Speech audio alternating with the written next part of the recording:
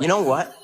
I'm really tired of playing this my tragedy is bigger than your tragedy game. My entire world got rocked, and it's like not even on your radar. We're in a relationship. What's important to me should be important to you. How do you even compare our situations? Hearing these words from Fiona was like a rusty knife slowly stabbing between my ribs. Painful, yet so fucking familiar, as if I was born to be treated this way. My life did begin here, but this is where my story truly started. I was born in Forest Lake, an affluent suburb north of Chicago. My father was a cardiothoracic surgeon, one of those glamorous, respected professions in the eyes of the world. Everyone thinks that I should inherit his mantle and become another him.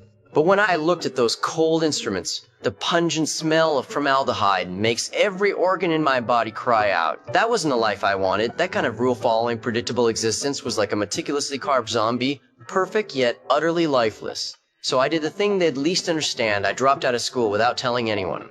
Gave myself the name Steve. It was like a brand I'd carved for escape. Stealing cars became a pathological form of liberation for me. It wasn't just about the money. It was a rebellion, a fight against everything in my past, against that unbearably boring, perfect life. I drove a stolen car and plunged into the South District in search of a life I'd never experienced before.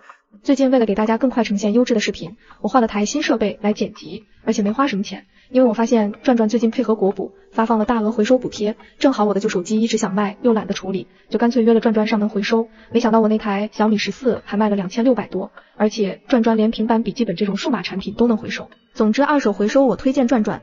I don't know when it started, but the nightclub in the South District became my nightly destination. That night, the lights around the nightclub were blurred and the music was deafening, but my world suddenly quieted down because of the appearance of a girl. She was dancing, her body fuck, and there was this defiant fire in her eyes.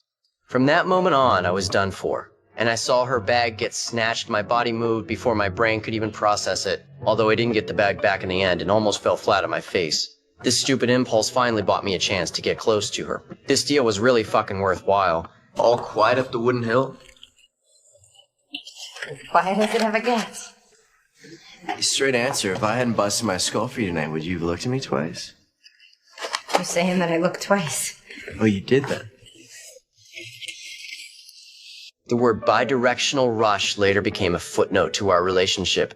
On the first day with Fiona, I didn't hide my identity as a car thief. I had a hunch that Fiona would love the thrill of dating a criminal, and it turned out my gamble paid off. Being part of the Gallaghers family's life has been a novel experience for me, like a strong dose of medicine, chaotic, crazy, and utterly unapologetic about all the nonsense happening. It's a world apart from my pretentious home. Gradually, I stopped. Being just an observer, I helped them solve one problem after another, and this feeling of being needed, damn it, I actually started to enjoy it. However, a sudden father-son conflict, it completely fucking overturned my understanding. I had never seen a father break his son's nose. Even if my father was cold, he would never act so brutally. That primitive violence shocked me and once again aroused the protective desire deep in my heart. But the result was being personally driven away by Fiona. You're pathetic, Frank! Get out now! I mean it! Come on! Don't go! Come on! Push! What, you want to say something? Pussy! It's Mr. Joe fucking God. Get them. Pussy! Which made me both angry and aggrieved. I thought I was protecting her and her family, but she shut me out. I quietly trailed Frank as a wild plan began to take shape in my mind. So while Frank was drunk out of his mind at the bar, they stuffed him into the Arvoy and dumped him on a bench in Canada, convinced I was solving Fiona's problems this way. What my dad is, what my family is, has fuck all to do with you. You left him there? You get him back. That punch carried more weight than any words. I finally realized the Gallaghers were her castle, and no matter how despicable Frank was, he was still her family. I made amends in a timely manner after going to great lengths to get Frank back. I still couldn't find an opportunity to be alone with Fiona. It wasn't until Kevin's words enlightened me that Fiona carried too many burdens and could only truly relax when she laid down all her responsibilities. When she says fuck you, it means I like you. It's good girl speak. Learn the language. So I took action. I bribed her younger siblings to help create opportunities. Finally, my wish came true, and we spent a long, passionate day together in a hotel. Nothing is more thrilling than making love to your girlfriend one night and then helping her asshole dad stage a fake funeral to dodge creditors the next day. When this insane plan went off without a hitch, I realized I had finally figured out how to deal with Fiona family. But good times are always fucking short-lived. Just when I thought my life was getting on track, a phone call knocked me right back to square one. My dear father is sick and I have to go back. To make matters worse, my mother went crazy or something and sent me a bunch of vague text messages. Calling it flirtatious would be generous. It made Fiona and Debbie look at me funny. I don't know how to explain my family to them. Those complicated and twisted relationships. My family has always been the source of what I run away from. Not sweet memories to share. But who would have known that Debbie, that little rascal, actually made her way to my parents' house? I froze on the spot. Love is fleeting, Jimmy. What are your intentions? You're distracting her and I need her in the game for at least a few more years. I can't have you breaking her heart or running off with her. So if you're not serious about sticking around, back off now. To prove my sincerity to Debbie, I had to reveal that I had just bought a house near the Gallaghers place. I also gave her some benefits to keep it a secret, barely buying myself a little time to explain to Fiona. That house was originally supposed to be a surprise for Fiona, and I wanted to make her happy in my own way. But I forgot that the Gallaghers never lacked surprises. Monica's sudden return threw the Gallaghers into complete chaos. Yet my relationship with Fiona grew closer amid all that mess. Show me the house. Yeah.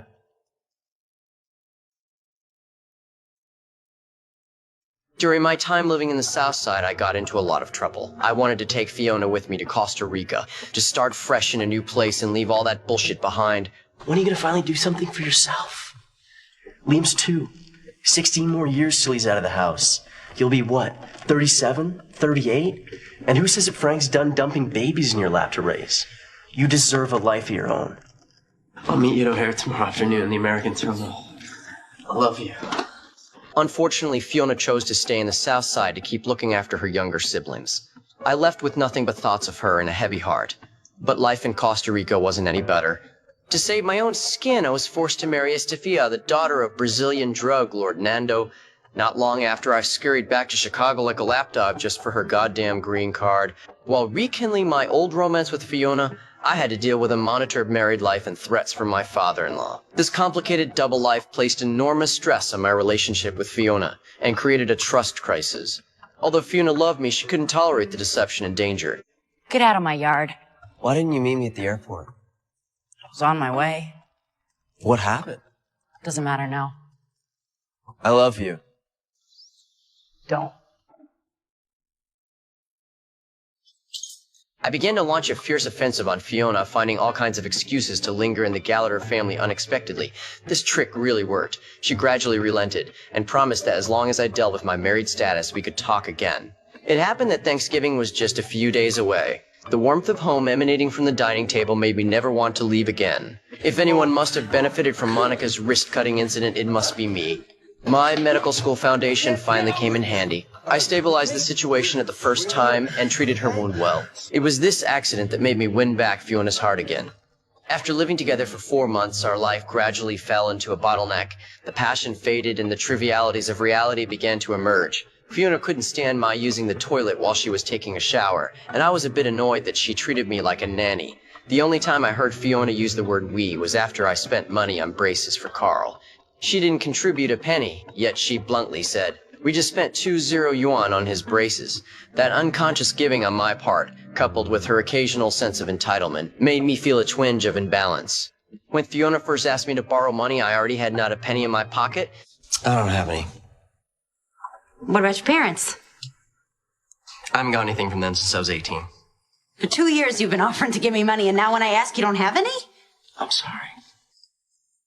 This is why I never ask anybody for help. I feel like a jackass now. She didn't know that my gangster father-in-law had already come after me. Not long before, he had just dealt with her daughter's lover, then dragged me onto a cruise ship, forcing me to promise to stop engaging in illegal activities and honestly assist the Brazilian girl in getting a green card. Can I trust you? Absolutely. But that means you can't get into any trouble. No stolen cars, no drugs. How am I supposed to make a living? Get a job. The feeling of being controlled and threatened made me seem to return to the shadow of being dominated by my father in childhood. but I still took a desperate risk to steal a car in order to raise money for Fiona. As a result, I was caught red-handed by Berto, one of Nando's henchmen, who broke my little finger. The pain was not only physical, but also psychological. This fucking shit never stops. The BMW I stole earlier was just found and taken back by its original owner. Then, in the blink of an eye, some fucking kid who still has baby fluff instead of real hair robbed me of the $218 I busted my ass working 40 hours for. This series of brutal blows completely crushed me and forced me to make a decision to go back to Michigan medicine. When Fiona compromised and discussed moving the whole family to Michigan with me, I wanted so badly to come clean and tell her I just wanted to go alone.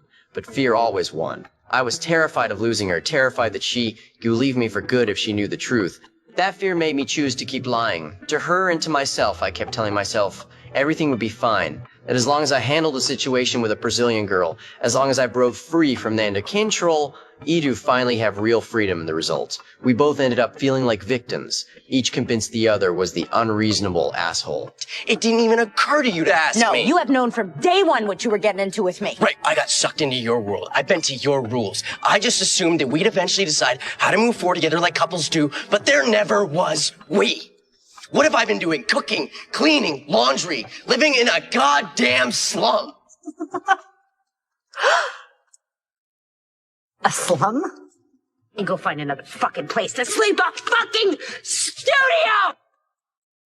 But the collapse of reality always comes fucking unexpectedly because I failed to answer the Brazilian girl's call. Nando came after me again when he spent a fortune bailing his daughter out of immigration. I saw from his eyes that my death was near.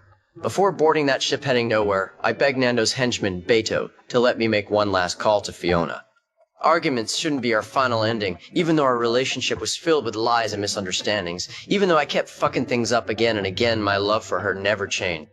But that bastard Beto just threw my phone into the lake. Since then, Fiona could never get through to me, and my world came to a sudden halt, leaving nothing but overwhelming regret and unwillingness. After a year, I finally broke free from the cage. The first thing I did was to go see Fiona. When I appeared before her like a ghost, she was first astonished. And then the grievances and anger that had been penned up for a whole year burst out instantly. My excuses were so pale and feeble in her eyes. I was nothing but a bastard finding ridiculous excuses for my disappearance. Fiona is already married, and here I am, still making my last-ditch struggle. I tell her I'm not going anywhere. No more Dubai. I canceled the trip for her. I was ready to give up everything for her. But I need something else now. Gus? I don't know. But I know it's not you. You have to let me go. You have to let me let you go. I need you to do that for me.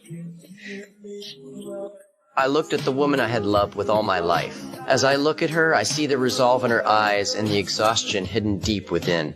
Finally, I realized that true love isn't about possession or binding. It's about letting go this time.